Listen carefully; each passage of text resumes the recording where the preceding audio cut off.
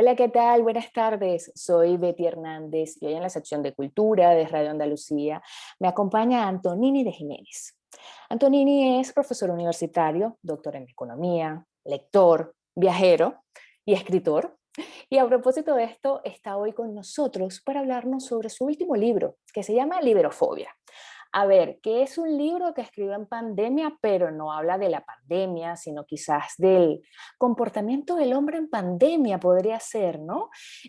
Sus reflexiones en voz alta o sus preocupaciones. Pero no me quiero adelantar, porque quiero que sea el propio Antonini que nos cuente de qué va este libro y que estamos encantados porque se conecta directamente desde Colombia con nosotros. Antonini, ¿cómo estás? Betty, muy bien, muchísimas gracias. Mandarte a ti un saludo muy particular y también muy caluroso y afectuoso a tus radio oyentes. Y nada, muy feliz de compartir con vosotros un ratito. No, nosotros, de tenerte aquí, además que bueno, yo siempre te sigo por las redes sociales, en Twitter, uy, te decía que, no sé, a veces tengo la impresión que te metes en muchos problemas, pero no voy a hablar de eso todavía. Quiero hablar de tu libro. Yo, bueno, tuve la oportunidad de leerlo, es un libro que sí, te hace pensar mucho lo primero que me llamó la atención, por supuesto, fue ese título, Liberofobia, que bueno, que va muy concatenado con todo lo que escribes ahí. Para quienes no han leído aún este libro, Antonini, cuéntanos de qué va un poco esta liberofobia.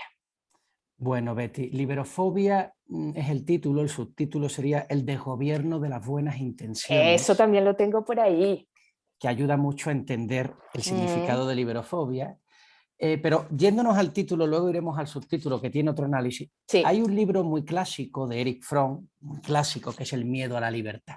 Mm, Pero liberofobia no es miedo a la libertad, es ya. fobia, Fobia, fobia a la que libertad. son Es dos decir, cosas distintas. muy distinta. Una Eso. persona le puede tener miedo a la libertad, pero sigue reconociendo en la libertad un valor supremo. Y Ujú. con miedo, sin miedo, se encausa o no hacia ella. La sigue reconociendo. Liberofobia ya no se reconoce a la libertad como un valor supremo.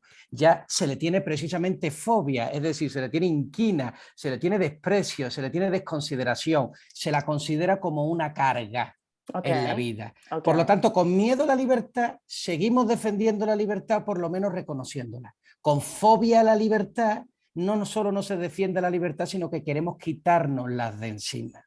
Ok. Ese es el dato. ¿Eso es bueno o malo? Ya lo veremos. Malísimo, pero ahora lo vemos si Bueno quieres. no es. Oye, que no tiene pinta de ser bueno. ¿Y a No ti lo te tiene. parece, o sea, a ti te parece que hubo liberofobia entonces durante la pandemia solamente o esa liberofobia pues se quedó con nosotros? Esa liberofobia no es una cosa que como un salmorejo uno la hace en un minuto y aparece. La liberofobia, digamos, la fobia a la libertad, se va curtiendo en el espíritu de las personas y va madurando con el tiempo, Mm, hasta que llega un día donde la gota colma el vaso y estalla. Y entonces está en condiciones de verse, de manifestarse y de describirse. Eso es lo que intentamos en el libro, describir ese sentimiento que se ha ido curtiendo en el hombre, que tiene algunas causas muy particulares y que España cumple con todas ellas, con todas esas causas malignas que nos llevan hacia esa fobia a la libertad. ¿por qué Y no, España? bueno, España, porque España está dentro de Europa y Mm, porque Europa es la parte del mundo en el que hemos llegado paradójicamente a los niveles más altos de libertad. Eso sin duda, es sí. incuestionable, y cuando tú sales por el mundo lo único que puedes hacer es reconocerlo, pero a la vez se ha instalado en nosotros una apatía hacia esa libertad. ¿Por qué?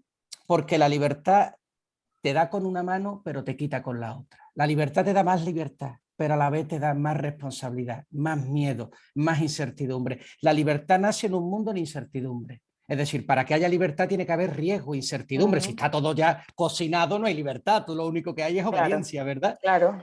Pero es que mientras más libertad implica más incertidumbre y el hombre solo es capaz de tolerar un pequeño grado de incertidumbre. Cuando la libertad es muy alta, es decir, cuando la incertidumbre es muy alta, el hombre empieza a asustarse, a acongojarse y finalmente le entra esa fobia a la libertad. Y hoy tenemos en España toda una serie de políticas, no solo políticas, sino culturales, sociales y fundamentalmente morales, que nos llevan a entender que hoy la libertad para nosotros se ha convertido en un problema. Y tener problemas no es algo chévere, como se dice aquí en Colombia. Sí, en Venezuela también se usa esa palabra. Venezuela también. Sí, bueno, interesante lo que planteas, Antonini, y bueno, está en cada una de las páginas de tu libro, fechado por demás.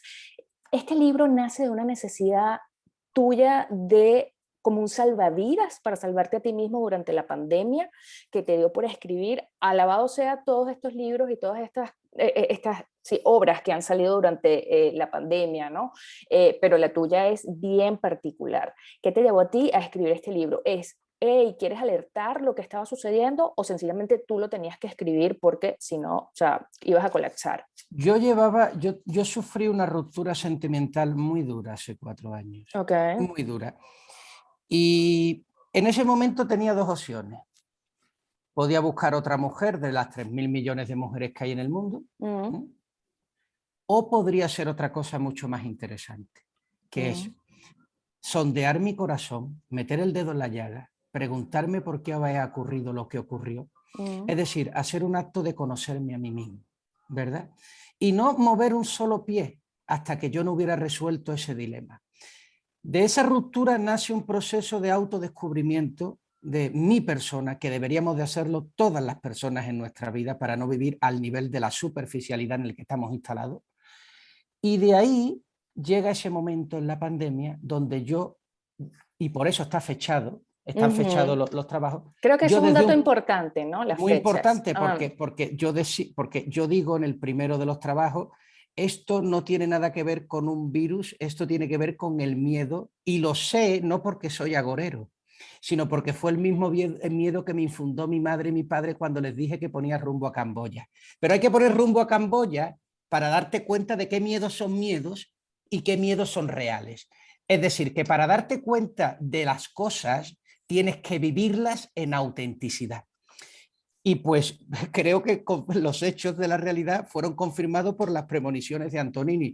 Yo lo veía claro, pero no lo veía claro porque yo sea un superdotado, no. Yo lo veía claro y lo hubiera visto claro cualquier persona que se hubiera sondeado a sí misma. Así que radiografía, todo aquel que le tuvo miedo a al COVID tiene un compromiso consigo mismo irreemplazable. No se conoce, no sabe qué miedos son suyos y qué miedos son de la tele, del alarmismo, de los médicos, del miedo a no morirse, de esa filosofía pobrista del buen rollismo, de ese nivel de superficialidad al que nos vemos entonados todos, que queremos sobrevivir a toda costa. Todo el que le haya tenido miedo a la pandemia, lo digo aquí, está en la obligación de, como diría el oráculo de Delfos, buscarse a sí mismo. Y si no, será un pelele que repetirá nuevas pandemias Mm. y nuevos apocalipsis. Ahora lo vemos con Rusia, el volcán de La Palma y el virus de no sé qué del río Corbones. Siempre va a tener una razón para estar confinado. Es que da la sensación, así como lo decías de tus padres, ¿no? Es como más fácil criar desde el miedo que desde la seguridad, quizás. Y no sé si pasa igual a nivel de los sistemas políticos, de los gobiernos. Es más fácil dominar o gobernar desde el miedo que desde la libertad, desde el libre juicio, el libre albedrío, ¿no? Ahí es bien paradójico todo esto y me llamó la atención, no sé si yo te presenté como que eras un viajero, que has estado en Camboya, has estado en México, ahora estás en Colombia, dando clases en la Universidad Pereira, creo, ¿no? Si Sí, no, si no. Católica de Pereira. Uh-huh. Los miedos mutan, los miedos cambian de continente a continente, Antonini. No, los países pobres no tienen miedos, los Okay. compran. Mira, una de las cosas que me di cuenta con la pandemia, el COVID nace en China, ¿no? Bueno, vamos a suponer que nace Uh-huh. en China. El miedo al COVID lo crea Europa. Y América Latina no le tiene miedo al COVID, no. América Latina le tuvo miedo al miedo de Europa. Es decir, ni tan siquiera en América Latina los miedos son auténticos. Es ¿Por que qué? Porque para tener miedo también hay que ser libre. Es que en América Latina se vive una pandemia desde hace muchísimos años, ¿no? Otro tipo de pandemia, porque lamentablemente creo que ahora hay un colectivo que nada más piensa que la pandemia es el COVID, pero en América Latina ya tenemos pandemia desde hace rato, de distintos tipos, creo yo. Pero Pero, sí, sí, perdona, dime, Antonio. fíjate, no, pero fíjate, Betty, que esta pandemia particularmente ha puesto encima de la mesa las contradicciones del hombre moderno. Por ejemplo, yo estoy cansado de escuchar a América Latina criticar los organismos internacionales, entre ellos el Banco Mundial y el FMI, diciendo que América Latina tiene su realidad económica particular, que nosotros no podemos imponer políticas que vienen de Europa, que eso es pecar de un cierto occidentalocentrismo, ¿verdad? Y se rasgan las vestiduras. Pero qué curioso, ¿verdad? Que todas las medidas impuestas por la OMS las aplicó Colombia Colombia y toda América Latina, de manera mimética. Ahí no se preguntaron que Colombia tenía una realidad particular, que la pobreza en Colombia alcanza el 50%, que el 60% del país no puede confinarse porque vive en la informalidad. Ahí se pasó por el arco del triunfo las diferencias. Luego, demostración de todo esto es que hay un cinismo atroz y, sobre todo, que los miedos de América Latina son miedos europeos, porque América Latina es un continente siervo, esclavo, no hay libertad ninguna. Y el hecho de que no haya libertad explica por qué el continente se encuentra en una fase de su desarrollo económico y social, sobre todo moral, que es inexpugnable, lógicamente. ¿Cuáles serían? O sea, en un mundo tan tecnológico, tan globalizado, uno pudiera pues dar sobreentendido que el miedo no existe, o sea, la fobia, perdón, a la libertad, ¿no? Que es esta teoría que tú mantienes, o este hilo conductor de tu libro que se llama Liberofobia. Para quienes están sintonizándonos en este momento, recuerdo que estoy conversando con Antonini de Jiménez. ¿Cuál crees que son los enemigos de la libertad, los peores enemigos a quienes entonces debemos hacerle frente? En realidad los peores enemigos, sí, los primeros enemigos y los últimos enemigos de la libertad somos nosotros mismos por una razón, porque la libertad es un asunto intrínsecamente personal. Es decir, la libertad no es un bien que se puede mercadear, comprar, vender, atesorar, ahorrar. No, la libertad que no se arriesga se pierde. Y a la libertad solo se llega desde la libertad. Si yo decido que no quiero ser libre porque tengo miedos, porque hay no sé qué, porque hay no sé cuánto, da igual el partido político que gobierne, da igual la mujer que te toque en tu vida o el marido, da igual los hijos que tengas, todos serán para ti potencialmente amos. Así de claro. Entonces esto es un asunto intrínsecamente personal. Bien, la libertad expande y extiende tus opciones, pero a la vez genera angustia y ansiedad. ¿Por qué? Porque la libertad, como dijimos antes, cuece en un marco de incertidumbre.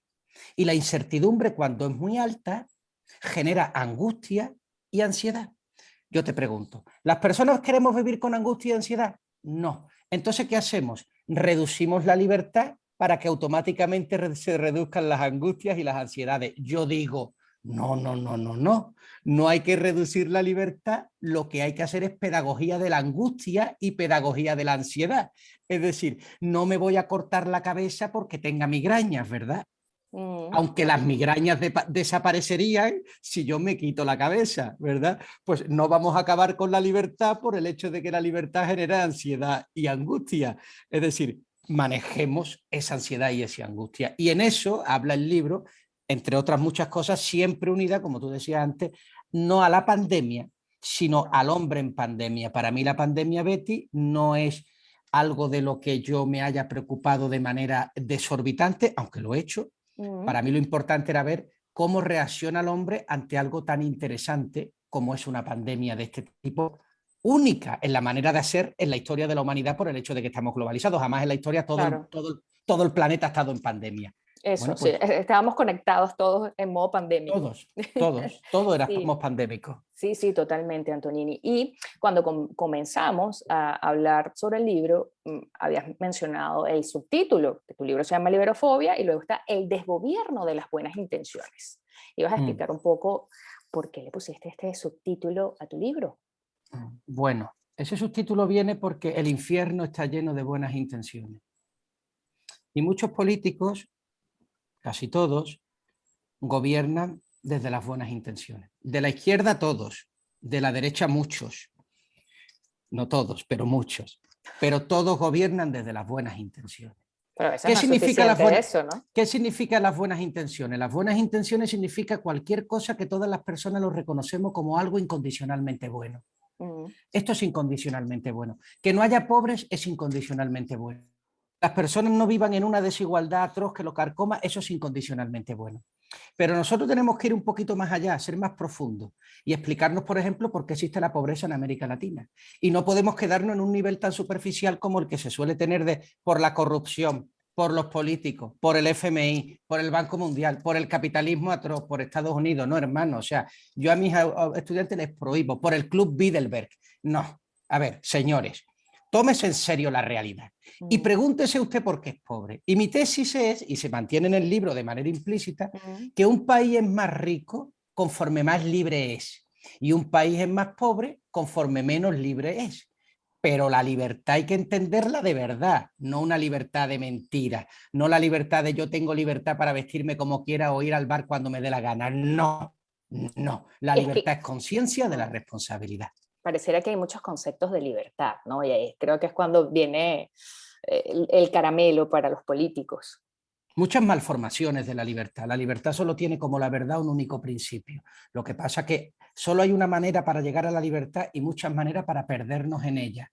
Pues sí, efectivamente, también la verdad, hoy se le llama la verdad opinión, y esto es otro de los problemas que tenemos, Betty. Es decir, tenemos hoy un hombre que no se atreve, se ha llenado de opiniones y se ha vaciado de convicciones, de principios. Entonces tenemos un pelele, porque claro, una persona que solo cree que la vida está llena de opiniones, ¿va a dar su vida por algo? ¿Alguien da la vida por una opinión? No, nadie da la vida por una opinión. ¿Alguien hace un sacrificio por una opinión? No. Por lo tanto, cuando el hombre se llena de opiniones, se llena de buen rollismo, esa cosa de no te metas en problemas, pero al llenarse de buen rollismo se vacía de cualquier cosa que tenga importancia en la vida. Cuando uno lee las vidas paralelas de Plutarco y lee esos hombres heroicos de la antigüedad, se da cuenta que esos hombres no tenían opiniones. No les interesaban las opiniones. Cuando Sócrates preguntaba en el Ágora, no quería saber la opinión de fulanito, no. Quería saber si ese hombre tenía algo que decir a propósito de la verdad. Verdad, otra palabra que se ha contaminado. Ay, no, la verdad no existe. Cada uno tenemos nuestra opinión. Bueno, el que diga eso debe de examinarse también, porque ese que diga eso seguro que se confinó en el COVID, se puso 35 vacunas y todavía lleva tapabocas. Es decir, es un apocalíptico.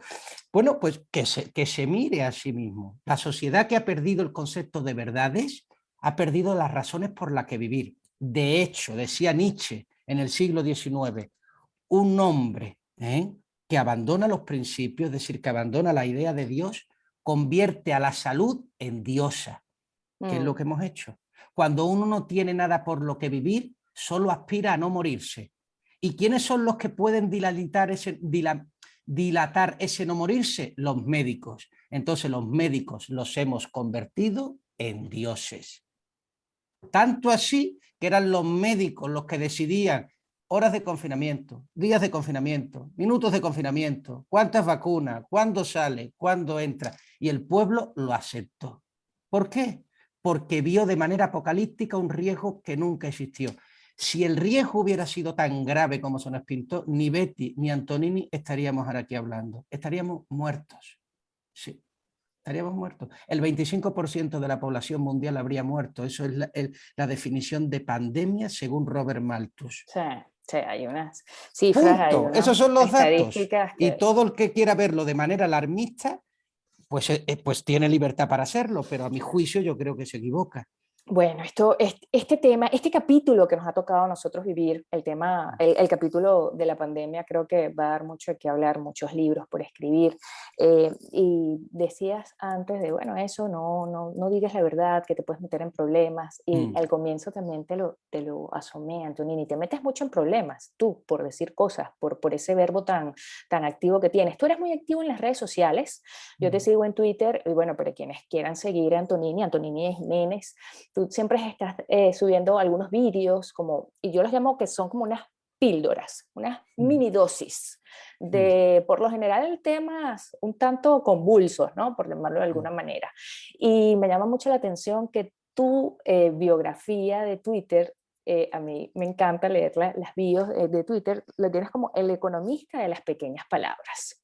Cosas. Cosas. El economista de la... ¿Qué? Creo que sí, que si no lo he escrito mal, lo voy a revisar. Es el economista de las pequeñas cosas. Bueno, a lo mejor son cosas y yo escribí Cosas. palabras, el economista de Vale. las pequeñas cosas, perdón, que me he equivocado. Pero en todo esto te metes mucho en problemas con lo que dices en tu día a día, en las redes sociales, tienes seguidores, tienes un número importante de seguidores, pero también tienes tus haters, tus odiadores cibernéticos. ¿Cómo te va en eso? Bueno, claro, tú imagínate que yo critico el feminismo, Mm. apoyo la tauromaquia. Vaya, que tienes todos los tickets de Tengo todo lotería. el kit, o sea, tengo todo el kit para ser un español despreciado.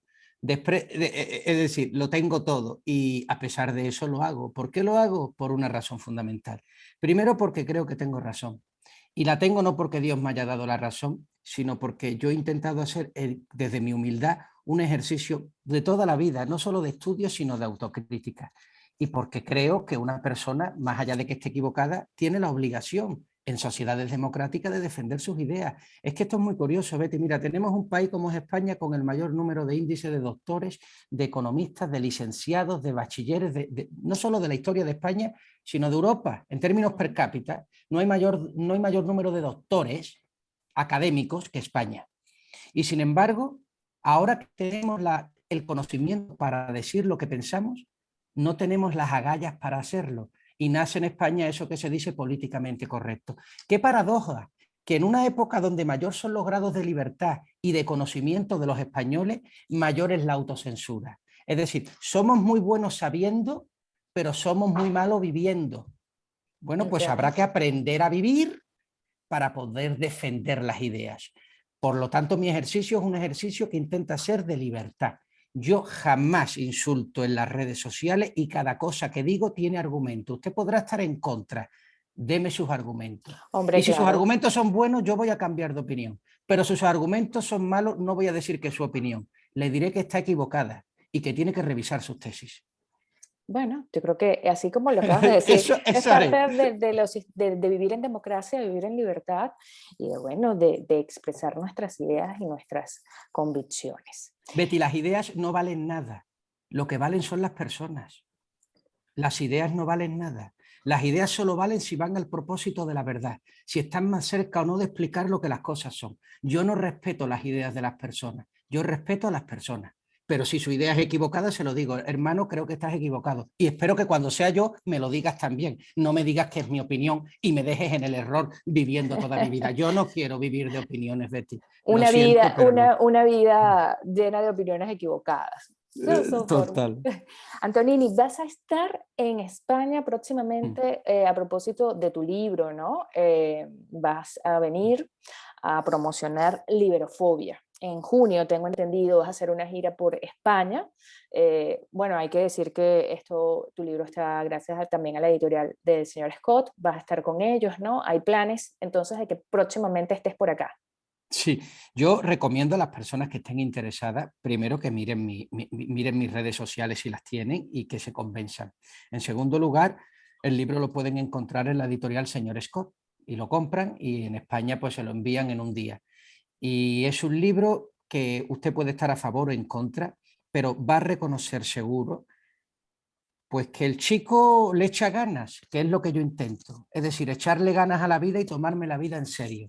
A lo mejor me la tomo de manera torcida, Dios sabrá, porque también hablo de Dios, católico, apostólico, romano, de misa Sí, diaria. Es que ya eso es eres otro toque. creyente. Ese es otro toque, saliéndome del... Y bueno, pues eso es lo que digo, y que voy en la búsqueda de lo que soy, para lo que he sido llamado, para encontrar mi vocación, para que el día que me muera yo pueda decir, no malgasté mi vida, me sentí orgulloso de la vida que hice, no perdí el tiempo. Y yo creo que eso es algo lindo, que todas las personas deberíamos de hacer nosotros con nosotros mismos, que tenemos la oportunidad de hacerlo por primera vez en la historia de la humanidad, que no tenemos un amo que nos diga que tenemos que trabajar 24 horas diarias, salvo que nosotros queramos estar todo el día en el centro comercial y entonces sí necesitamos a alguien que nos pague como un amo para poder estar allí, pero quizás entonces el problema somos nosotros y no el amo, porque ese es otro de los problemas que ocurre con la libertad, que conforme se incrementa la libertad también se incrementa la servidumbre voluntaria,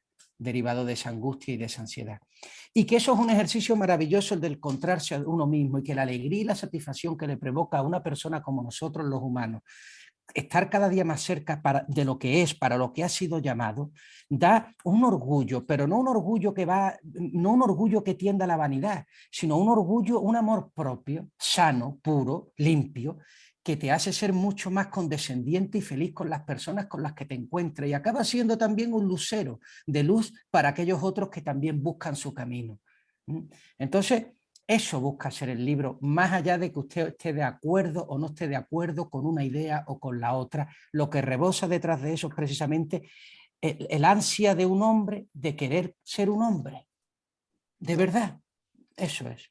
Con ese mensaje me despido. Muchísimas gracias, Antonini. El tiempo pasó volando para quienes pues, estuvieron con nosotros. Antonini de Jiménez fue el invitado de hoy. Pueden seguirlo en sus redes sociales con ese nombre, Antonini de Jiménez. Próximamente estará en España, estará anunciando en su perfil de redes sociales también su gira. Y bueno, Antonini, ha sido un gusto. Te mandamos un abrazo desde tu tierra al Caribe. Muchas gracias, un abrazo para ti, Betty, y para todos los radio oyentes. Un fuerte abrazo y mucho ánimo. Seguro que sí. Yo soy Betty Hernández y nos escuchamos en una próxima oportunidad. Tengan todos un súper día.